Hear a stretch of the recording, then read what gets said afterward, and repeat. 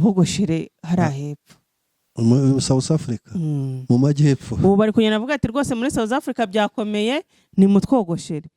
Ariko nanone nkatekereza nkavuga nti ko tubona ubusirimu bugiye gusumba umuco. Mw'abantu mwe hariya hakora abahungu n'abakobwa. Mwibaza umwana w'umuhungu wunamye hejuru y'umugore ngo ari kumwogosha insya. None hanyuma twigendere ngo Marina byagenze bite? ngo Marina ngo biravugwa yuko ngo yaba yaragiye ngo kwibagisha ngo kugira ngo agire amabuno ngo agire bunda. Ariko hari ikintu kimwe ngewe, hari ikintu kimwe mufata nabibonye kuri Instagram babivuze, kuri X babivuze, ariko nyene najya nigarukiye ku kintu kimwe. Banyarwandakazi, niba urwaye amaso ukajya kwa muganga ukabuzi neza yuko utabona imbere yawe kubera icyo ukenera rinete, mudusubize. Kubera iki umuntu ubana n'ubumuga bw'akaguru kuki ukenera insimburangingo kugira ngo ubashe kugenda? Hari abantu ibi bintu tuba tugomba kwifata nk'ibintu bisanzwe. Urabizi neza ko ufite umusatsi w'injwiri, sibyo? Ariko urabizi neza ko hari produit ushobora gushyira mu mutwe umusatsi ukanyerera ugafunga shinyo ukagaragara neza, which is good. Urabizi neza ko ufite utwara tw'uduce nk'utu twanjye, kandi urabizi ko ufite ubushobozi. Kubera iki umuntu agiye gushyiraho inzara biba ikibazo? Kandi urabizi neza yuko haje ibintu by'amaoperasiyo. Ufite ikibazo cy'inda nini, twagiye tubabona benshi bagiye bibagisha amada, Kinyusi, Bruce Melody yari bagishije, DJ Brian yari bagishije inda kugira ngo oya simbizi kugira ngo itayigaragare, kandi n'uburenganzira bwe ufite amafaranga urabikoresha. Buri muntu wese akoresha icyo ababaye. Niba umuntu yambara rinete kugira ngo abashe kureba, sibyo? Hari abandi bantu bajya baba nambara neza nkaheba. Uzi impamvu? Nuko n'umuntu uri bumbone ari bubone ko ndi expense, ndarenze, ndahenze. Naga ari buze ngo ambwire ngo akiri 4,500. Oya, tuhagurukira mu 8-10.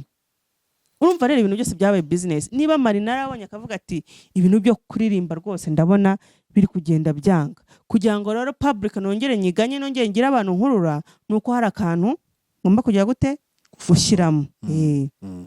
Icyo ngicyo ntabwo ari ikibazo.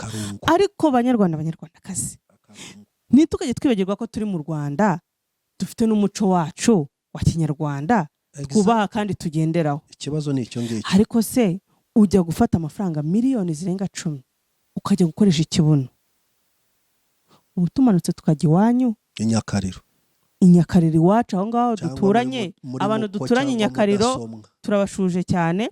Kinyamakara aho ngaho mutuye ushobora no gusangana mubyeyi wadafite umuriro mu nzu.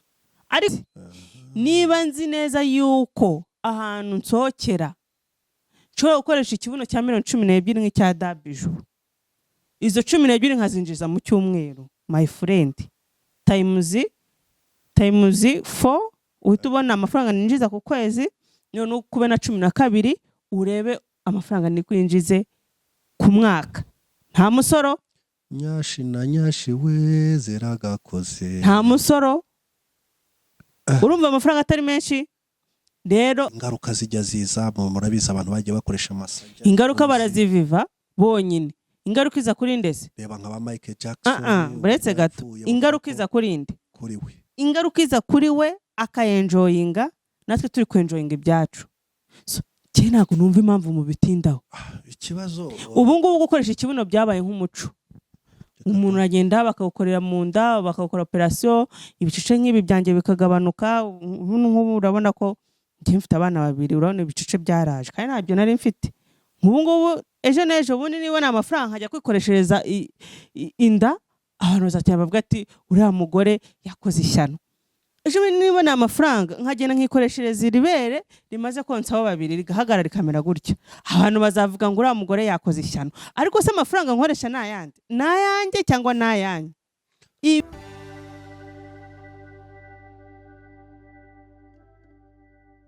Reka tubasuhuze inshuti za Mika TV show. Nk'uko bisanzwe rero ngira ngo dutuye tubagezaho gahunda zitandukanye. Uyu munsi rero dufite umutumirwa mu rugo iwacu ari we Mika mwenyewe, turagusuhuje. Murakoze cyane. Amakuru? Amakuru ni meza, ndashima Imana. Yes.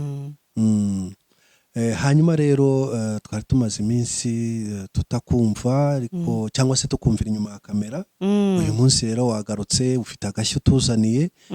Bimeze gute hano hanze ku mihanda, ubuzima bumeze gute? Kese ko mbanze byinshi, ahubwo mwebwe ibyo muzi ni ibiki? Ngira ngo wenda reka twihute tuvuge ngo biravugwa hano hanze ibiki.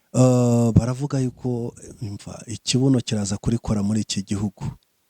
Ngahore ikibuno byagenze biteze? Urumva abantu kubera yuko ngo abantu ngo gutera nk'ibisabo byabaye ikibazo, bigiye gukora kuri benshi rero.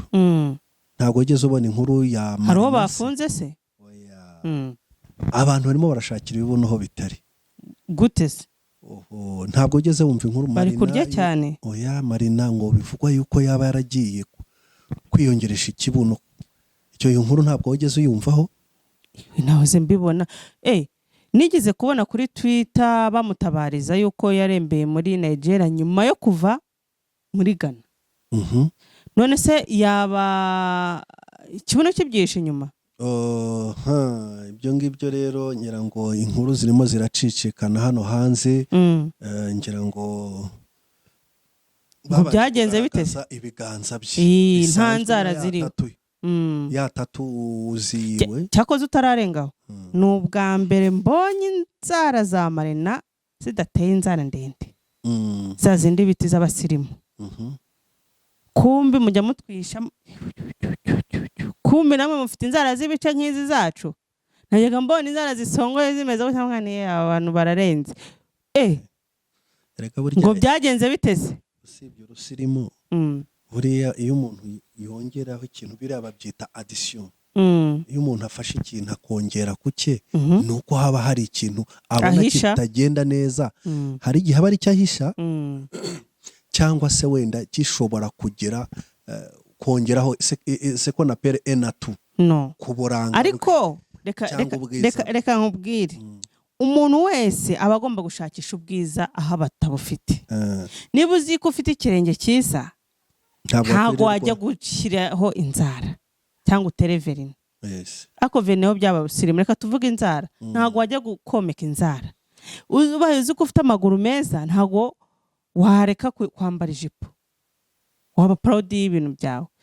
Rero mbona ngiye kuba erega ni n'ubusirimu. Ubu ngubu turi muri vision 2024. Rero turi n'ubusirimu kandi turi kugendana n'ibigezweho. Gushyiraho inzara cyane no erega ntuzibone kuri azira nzara zirahenda. Ndabizi ko ntabwo bishoboka ko washyiraho inzara ziguza $100 uri umukene.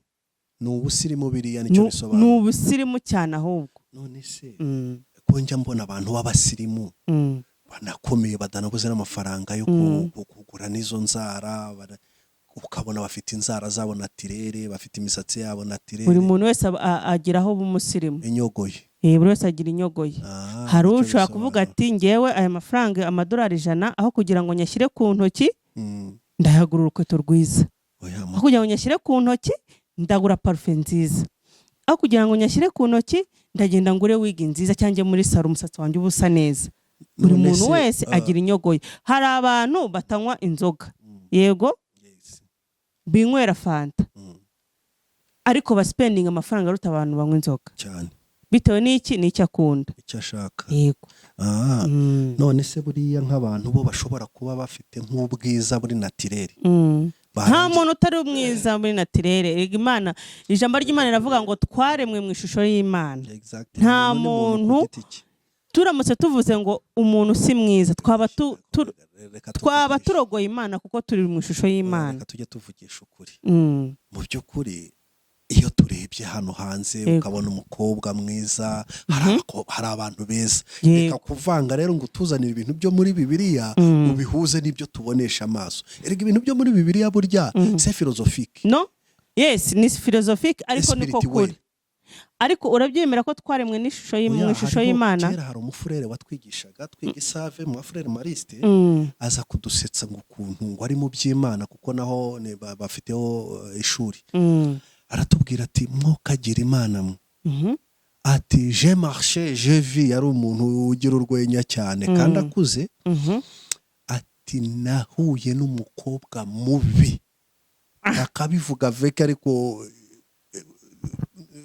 point d'exclamation nyinshi cyane. Ati mubi, ati mubi. Bahuriye rero, bahuriye atwigisha religion. Bahuriye he? Ngo wowe ari mu by'Imana haje kwiga ngo umukobwa ari ku mukobwa mubi. Uwo rero yavuga ko ari mubi. Imbere ye ni mubi. Ariko hari undi umubona akabona ko ari mwiza. Exactly. Reka ndangize kimwe nkuko nawe hari umureba akabona ko ari muhungu mubi cyangwa umugabo mubi. Icyo yashatse kuvuga rero, reso morale yari irimo aho ngaho. Yatubwiraga ko umuntu yashaka kutubwira ko umuntu tubona hano inyuma atari we muntu. Icyo tubona inyuma ari carcasse. Mais ce qui se trouve à l'intérieur d'une personne, c'est ça umuntu. Ngo yari mubi gute? Ngo ari mubi kuri visage. Ngo ari komonshe.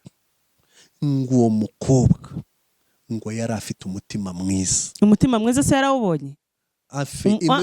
Umutima mwiza ubona ute? Umutima mwiza bamaranye igihe kingana iki? Urumva we yari umuyobozi muri congregation. Undi arahaza kuhiga. Ariko anahiga muri iriya myaka bigaga abantu bakuru kamera. Nacyo reka tube tubiretse. Hanyuma tugaruke kuri Marina. Nuko wavugaga ngo umuntu mwiza, icyo nashakaga kuvuga wenda gatoya, kuki hari abantu tubona beza bari naturel. Ukajya kubona ukabona yashyizeho yari umukobwa mwiza w'igikara, ukajya kubona ukabona atangiye kuzana ibintu. Ukabona yisize. Ejo ukabona yabaye inzobe. Ntabwo bayigirira icyizere. Hari ukuba uri mwiza ukabona ifite n'icyizere yuko uri mwiza, uri proud yawe. Hari abantu rero bataba fier yabo ubwabo, batigirira icyizere, batari proud yabo. Ntabwo urahura n'umuntu w'umuhanga kumubwira ati uri umuhanga pe, uri umuhanga, imibare urayumva, shima urayumva, biology urayumva, atakubwira ngo nibyo se koko. Can you imagine? Nawe ubwe ntago yiyumvamo capacity afite. Ariko bavuga ko ibyo bintu rero byose ushobora kuba uri mwiza, ushobora kuba uri umuhanga, ushobora kuba rwose uhagarara abantu bose akavuga ati wow, ariko utifite confidence, byose biba zero. Ntago urigeze ukora interview uri kumwe n'abakobwa bibyo tarabona ari beza bavuga igifaransa ukagira ngo avuye Paris vuba cyangwa mu gitondo yateze indege agera mu Rwanda mu gitondo ahita ajya muri interview. Abo twariganye n'abana bavuga icyongereza ukavuga uti mana yanjye ngewe iwacu Nyakariro mvuye he? Ariko mugere mu ishuri mufate ikaramu babahereza examen zero ugasanga nibo baherutse abandi. Uzi ikintu babisaba? Ugasanga ni babandi bitabantaba. Nta confidence babaga bifitemo. Donc ibyo bavuga sibyo nibyo bakora biratandukanye. Hanyuma twigendere ngo Marina byagenze bite? Ngo Marina ngo biravugwa yuko ngo yaba yaragiye ngo kwibagisha ngo kugira ngo agire amabuno ngo agire bunda. Ariko hari ikintu kimwe ngewe, hari ikintu kimwe mufata nabibonye kuri Instagram babivuze, kuri X babivuze, ariko nyene jya unigarukiye ku kintu kimwe. Banyarwandakazi, niba urwaye amaso ukajya kwa muganga ukaba uzi neza yuko utabona imbere yawe kubera icyo ukenera rinete, mudusubize. Kubera iki umuntu ubana n'ubumuga bw'akaguru kuki ukenera insimburangingo kugira ngo ubashe kugenda? hari abantu ibi bintu tuba tugomba kubifata nk'ibintu bisanzwe. Urabizi neza ko ufite umusatsi w'injwiri, sibyo?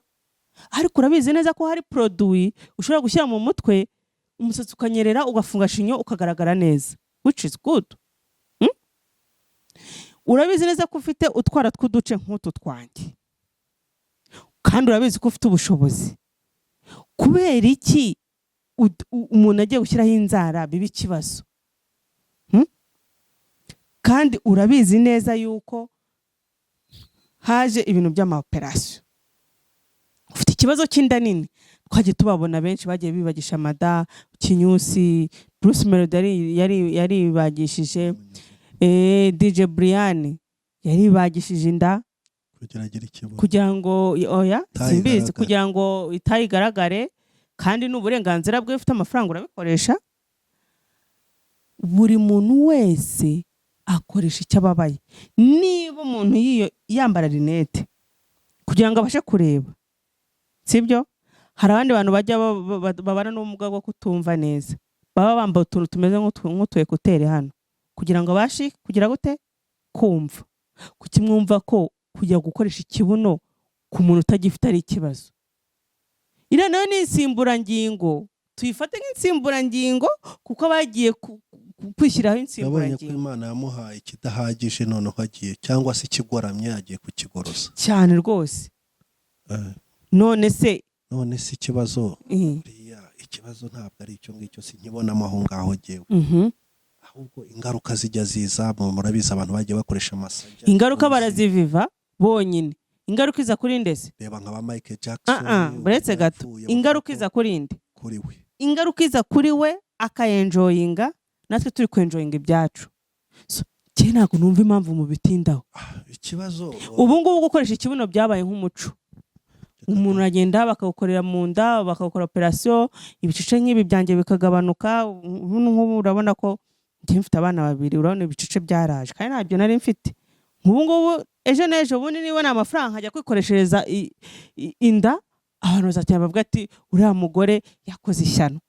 Ejo niba nta mafaranga nkagenda nkikoreshereza iribere rimaze konsaho 2 rigahagarara rikamera gutya, abantu bazavuga ngo uriya mugore yakoze ishyano. Ariko se amafaranga nkoresha n'ayanjye cyangwa n'ayanjye? Ibi ni ibintu bisanzwe, mubifate nk'ibintu bisanzwe, kuko na effet negative yo ziza nibo bazijera bonyine. Ngira ngo impamvu wenda ibintu biba byafashe indi ntera. Ahubwo ugomba kubanza ukareba, ese wowe muntu ntago gukoresha ikibuno nge mifata nka accessoire. Kandi tubizi ko mu bintu byiza abantu bareba uburanga, abo basore batereta mu kimwe mu bintu ibintu byose byaje rero nka business. Niba nzi neza yuko ahantu nsokera nshobora gukoresha ikibuno cya 12 nk'icya Dabiju, izo 12 nkazinjiza mu cyumweru, my friend, times 4 uhita ubona amafaranga ninjiza ku kwezi. None ukube na 12 urebe amafaranga ni kwinjize ku mwaka. Nta musoro nyashi na nyashi we zeragakoze, nta musoro. Urumva amafaranga atari menshi. Rero Shadi bigeze kuvuga ngo ngewe ndaheba, nambara neza nkaheba. Uzi impamvu? Nuko n'umuntu uri bumbone ari bubone ko ndi expense, ndarenze, ndahenze. Naga ari buze ngo ambwire ngo akiri 4,500, oya tuhagurukira mu 8-10. Urumva rero ibintu byose byabaye business. Niba Marina arabonye akavuga ati ibintu byo kuririmba rwose ndabona biri kugenda byanga, kugira ngo rero public nongere nyiganye, nongere ngira abantu nkurura, nuko hari akantu ngomba kujya gute gushyiramo. Icyo ngicyo nta nubwo ari ikibazo. Ariko banyarwandakazi, nitukaje twibagirwa ko turi mu Rwanda, dufite n'umuco wacu wa Kinyarwanda twubaha kandi tugenderaho. Ikibazo ni icyo ngicyo. Ariko se ujya gufata amafaranga miliyoni zirenga 10 ukajya gukoresha ikibuno, ubu tumanutse tukajya iwanyu Inyakariro iwacu aho ngaho duturanye, abantu duturanye Inyakariro turabashuje cyane. Kinyamakara aho ngaho mutuye ushobora no gusangana n'umubyeyi wadafite umuriro mu nzu, ariko uraho urajyamye ku bitanda urahennye mushaka ko bagushyiraho kandi nyashi. bariya abantu benshi usanga ari inzaduka baje mu mujyi vuba, yagira imana akagera gutya yagira akabona imana biraje gakeya. akikaraga gutya, abaza hano yikaragire. Erega ikibazo ntabwo ari uko abantu bose atari abasirimu, nta nubwo ikibazo ari uko abantu bose batagira amahirwe, ahubwo wowe wikaragira he? Niba wikaragira Nyabugogo wibaza ko uzahura n'umuntu wikaragira mu mujyi? Wowe tuvugisha ukuri, ufite mikoro sibyo, kaduha n'ibitekerezo. Niba kadufata abantu wenda bakora mu isoko sibyo, umuntu ukora mu isoko, umuntu ukorera mu isoko rya Nyabugogo ucuruza imbuto da, wibaza yuko acuruza nk'umuntu ukorera mu mujyi Nyarugenge ucuruza imbuto? Nta nubwo ibiciro ari bimwe. Yego nibyo bimeze. Umuntu ucuruza mu mujyi atandukanye n'umuntu ucuruza Kibagabaga. Tunabyoroshye ubundi buriya umuyaya atereta ubundi kubera ko hari aho bahurira. Umufundi atereta umufundi kuko bahurira ku nzu. Ibyo ngibyo bakugikwa. Niko bimeze rero. Niko bimeze rero. Buri muntu wese rero aba agomba kugira gute kwikarasa. Tubwira agastori k'umuntu bita Mirikorine ujye umwumva wo wakafashe. Buriya hoteli Mirikorine niko yitwa nawe se? Ntabwo ari hoteli bayitaga Mirikorine, ahubwo izina rye rikomoka kuri hoteli de Mirikorine. Uwe bacuruzana na bagenzi be bagishakisha ari abasore, baracuruza agacuruza caguwa. Noneho igihe cyagera cyo kujya kuri lunch saa sita, ngo akareba babaga bari kumwe n'abandi, ubwo urumva kuko bari bakishakisha agafaranga kataraboneka, bajya kurya muri Ndagaswi aho babona ibya makeya. Ngo yarangiza akabakwepa akababwira ati mwana tumuzi ikindi se buriya, ati rero buriya ahantu ujya niho hakudetermina abantu mubana. We ngo akagenda urumva akavuga ati nishaka ngende nkwe fanta imwe ariko ndayinywera muri Mirikorine.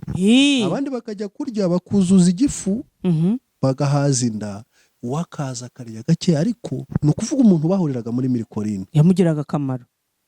Ubu ni ukuvuga ngo wicaye hariya rawundi wa wundi ushobora kugera gutya wagusuhuza, cyangwa se mushobora guhura mu kaburaga ni wa muntu uri class. Of course, niyo mpamvu rero yagize inzozi zo kuba umukire akiri muto. Ni nayo mpamvu rero abakobwa benshi cyangwa abagore benshi bari gukoresha iki amasajari y'ibibuno, abatagitinga akavuga ati niba nkora business iyi wabyumvishe, nzajya gupresenta umushinga wanjye mbere nambaye gutya. Nongere ninde suzawanga ikindi nenda kubaza tuba tugera mu uretse gatoya. Wari wabona muri interview wagiye gukora interview z'akazi, wari wabona muri interview nubwo wabuze ubwenge gute ukaza wambaye ibintu bipfuye? Ntabwo ushobora gutsinda wa muntu wambaye neza, kuko na smartness irakonta bitewe na post ugiyeho. Ntabwo ushobora kumbwira ngo umwana w'umukobwa yaje amana umusatsi, yambaye costume, yambaye urukweto rurerure, muri guhatanira umwanya wa marketing manager, unurangiza ngo umbwire ngo uramutsinda. Uramutsinda ute? Hari ibyo wamutsinda.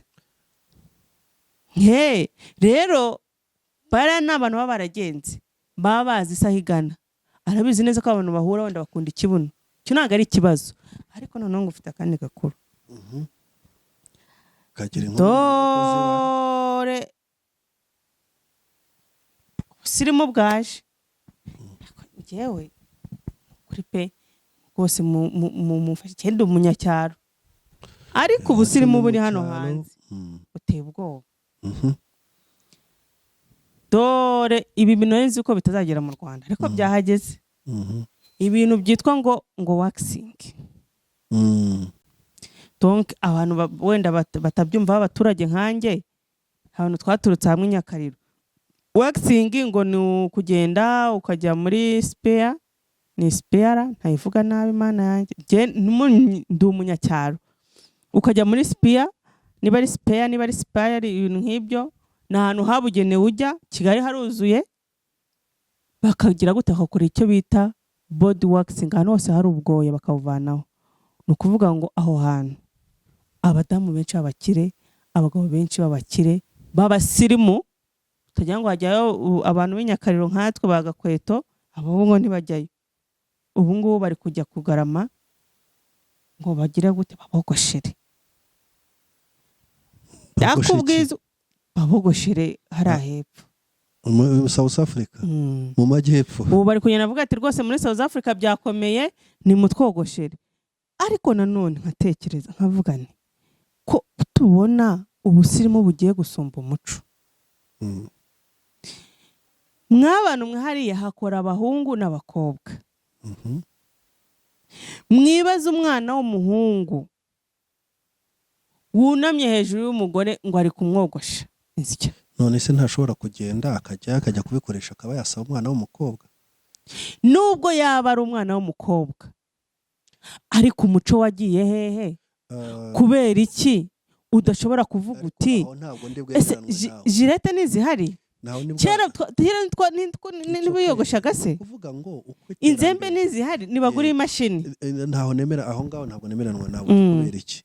Yego ni byiza wenda hakoreshwaga urwembe, na kera tuzi bakoresha ubumashini bwa nyonganyonga abantu bogosha imisatsi. Uko iterambere riza hari ibintu bigenda bihinduka, kandi abantu bakunda kubyoroshya. Ubu ngubu hari aho bigeze ibintu byakorwaga n'amaboko birimo bikorwa na robo. Izo robot zikorera rero ni ukugira ngo umuntu aregeze. Hari abantu batagishaka kwivuna, aho kugira ngo umuntu yirwe yunamye yireba aho ngaho nyine South Africa arimo akushukusha akaba yanakwitema akaba yabyoroshya akavuga ati wari witebe urimo ukora ziriya feri ngo wumve yo hagiyemo amazi wumva. Ariko se icyo ni ikibazo nshaka kuvuga. Reka tubyoroshye ibintu byose. Hari umuntu ugeze kutubwira ngo kuki umuntu bamubaza ngo uku ni ukuboko, uru ni urutoki. Yagera hahandi mu majyepfo, hahandi nyine hubahwa, agaseka. Wamubwira uta iki ni iki, aho kugira ngo akubwira izina ryaho agaseka. Icyo ntabwo ari ikibazo. N'urugane nk'iyindi zose. N'urugane nk'izindi zose. None se reka dufate urugero. Oya buretse gatoya. Abadamu bajya kwa muganga agiye gukoresha consultation gynecologique. Iyo agiye ategereza ko ahura n'umugabo cyangwa umugore uwahuye nawe. Ariko noneho ndumiwe, ubu ugiye kugereranya umudamu utwite ugiye muri consultance ngo barebe ko umwana ameze. Ugiye kumugereranya n'ibyo turi kubona hano twita ngo ni ubwibone. Ubu rero niba ari uko bimeze, biragoye yuko tuzongera kubona abakobwa cyangwa abagore bazima, kuko ibintu bigiye gusenyurwa bigiye kuba byinshi. Ntabwo kujya hari. Dore impamvu ubu muco nyarwanda wagiye hasi. Ikintu cyitwa ubusirimu buratumbagira. Ni ukuvuga ngo ubusirimu bwaganjije umuco. Ubu ngubu rero kizakurikiraho ni kimwe. Ibintu by'iwanyu mu cyaro, inyakariro, uvuge ngo ibi ngibi kirazira. Hari umwana wavukiye hariya Washington DC yibona mu Rwanda, mu munyarwanda ariko yavukiye hariya. Hari umwana none se abagabo barakwiki ko niba ugenda hariya buretse gatoya yibona buretse gato oya rekera aho ngaho nakumvisha kandi ibintu ushyigikira nawe uri umubyeyi. Ejo n'ejo bundi ubisha umwana wawe yabigiyemo, byaba ari ikibazo gikomeye kuri wowe. Ubuzima ry'ubuzima se nimenye ibyawe. None si ibyawe si umwana wawe. Niyenda reka bazavuga ko ari nde. Reka nkwereka ko ibyisa arimenye ibyawe. Buretse untunjijishe buretse gatoya. Niba ari uko bimeze, abagabo n'abagore bakaba bakagenda hariya rwose bakagarama bakabakorera isuku nk'uko babyita. Hanyuma umuhungu cyangwa umusore cyangwa umugabo kubera inkwano zikiriho. Uzi impamvu umuntu ak'umugore? Urayizi cyane ntago yizi. Urubatse ntiwubatse? Niyo mpamvu umuntu ak'umugore mbere ni ukugira ngo amubere umugore nyine. Yes, amubere umugore. None se ko umuntu ukereka abantu bose kiracyari iki cyangwa cyabaye cya bose? Oya tugendane. Wavuze ko ari civiliza. Oya aho ngaho ntago ndi bukumve. Reka tugendane. None ugiye kubaza ikibazo nk'umugabo bahagatera akabarage gatoya ntabwo urakomerezaho. Umugore yaragiye noneho ngo bari muri krize ibintu bikomeye cyane. Aragenda ariko akabana umugore mwiza. Ni kwa kundi nyine ibibazo biza mu buzima bikikubita ku bantu. Noneho abantu burya mu bandi si beza. Undi mugabo amenya nyine yuko abona ubuzima barimo n'ibiki, ashaka guprofita wa mugore amufatiye mu bibazo mujyana ku ruhande ibiki n'ibiki akajya amutereta ibiki n'ibiki akamubwira badusohokane n'ibiki ni umuntu wabayeho neza ugeze gusohoka agatima karanze umunsi umwe barasohotse wa kabiri wa gatatu ariko bite wangereye ku ngingo umugore arabanza yihagararaho nyine arabyanga ariko bigeze aho ngaho aratsindwa ngo bari bafite ikibazo yabonaga kitari bukemurwe rwose kandi ubushobozi abona bwanze umugabo ngo amutunga inote zifatika umugore aragenda arazifata noneho basohoka nko muri hoteli kwa nka Sabe ngo arangije Sabe yasohokaga muri hoteli yasohokaga mu nzu z'abantu twavuze ngo ubu ngubu ngo abantu ubu ngubu bagiye kujya bigondeka ahantu bagiye gukora bya bindi bagiye kujya bita abasabe niko gaterime kaje ubu ngubu noneho waramubona sinzi uwamubonye arabimubwira umugabo nyine nawe akurikira inkuru n'ibiki ageze aho ngaho araza abwira umugore ati ngiye mfite amakuru ibi n'ibi umugore abanza kubihakana nyine urumva ntiyari kubyemereraho ariko birangira ufite umugabo amweretse ibimenyetso byose mwereka umugore none ikibazo ni ikihe muri ibyo umugabo yaramubwiye umugore umva ukuntu yabwiye umugabo ati sheri aterega ati aragenda azana yafungwa ari mukubita imbere ati sheri ntiwaruzi ibibazo twari dufite ariko urumva ati kandi reka nkubwize ukuri ati ntabwo ari jyewe yarongoye kondomu pour dire ko yakoresheje kondomu urumva none ubwo ibyo bihuriye n'ibyo tuba turi kuvuga eho bihuriye ni nk'ibyo ngibyo twari urimo uvuga ngo ese umuntu aracyari umuntu umwe niba ari kuvuga ni niba ari uko ibintu bimeze hari ibintu biza ugasanga biri gutambamira umuco ubundi hari ahantu nubwo wavuze ngo uku twitwa ugutwi kubera cyane bagera hepfo bakagera nuko nyine ni umwanya w'ibanga urumva mwibarukiro kandi umuntu wese agomba kubaha na kera mu muco nyarwanda abantu batambara bambaraga ubusa ariko bakagira gute bakagira akantu impuzu bashyiraho imbere uzi impamvu ibyo bintu byabaga niyo mpamvu kuki se abantu batambaraga ubusa kuki abantu batambaraga ubusa ngo bagene nta kintu bambaye imbonuza banza unsubize ni ukugira ngo bahishe nyine hahandi hubashywe niba rero kugira ngo atajya n'umufata ku ngufu niba rero aho hantu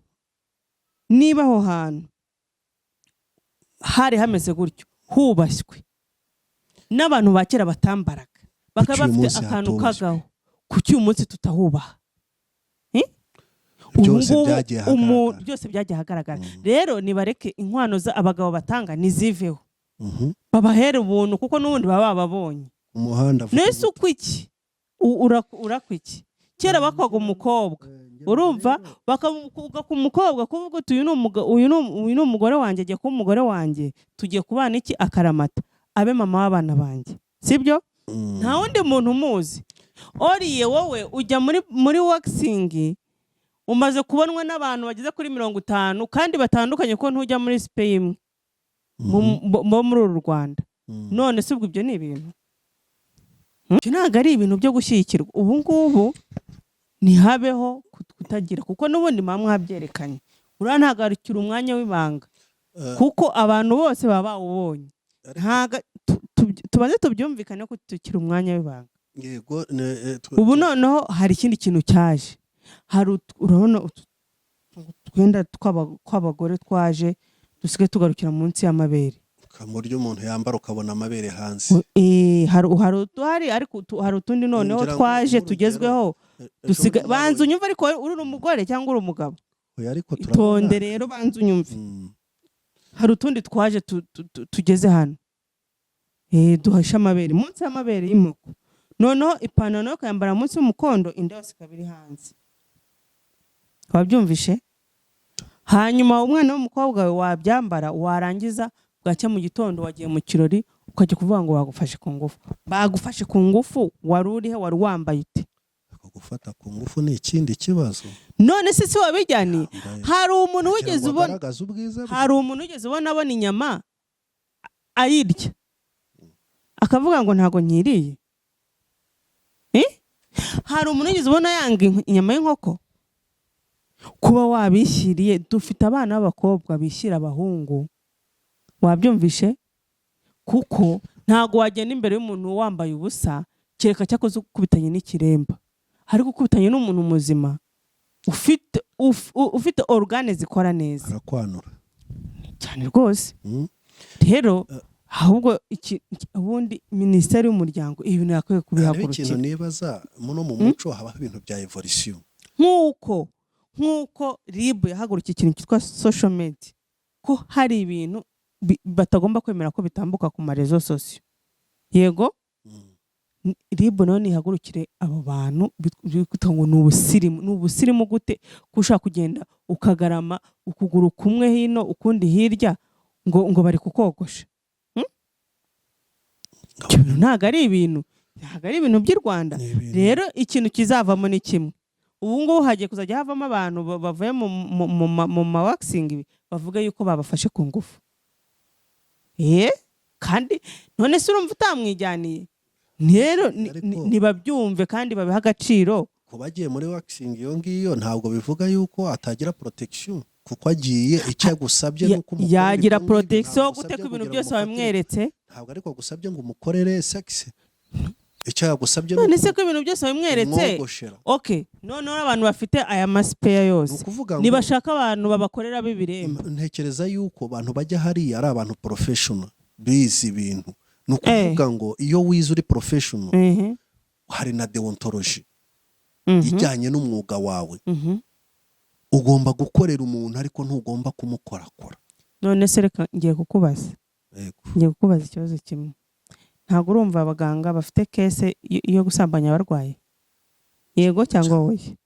None se nta exception zizabura. Ntaba ari umudokiteri uzi imyaka aba yarize ubwo budokiteri kandi n'ibyo ngibyo barabimwigishije. Yego, ariko kuki arenga akabikora? Ni yangeso. None se ntabwo uzi abadokiteri banywa inzoga kandi yangiza akakubwira ko kunywa inzoga ari icyaha, azi n'ingaruka ABCD akazimanura zose? Kuki bazinywa? Hari n'abanywa amatabi kandi azi neza ko itabi ryangiza iki? Ibihaha bikarwara iki? Kanseri, ariko still aracyayinywa kandi aravura akabwira abagenzi ati ntukanywe itabi kandi wararinywa. Abo bantu rero muri kariyeri zose baba bahari. So rero uko iterambere riza, ariko tumenye neza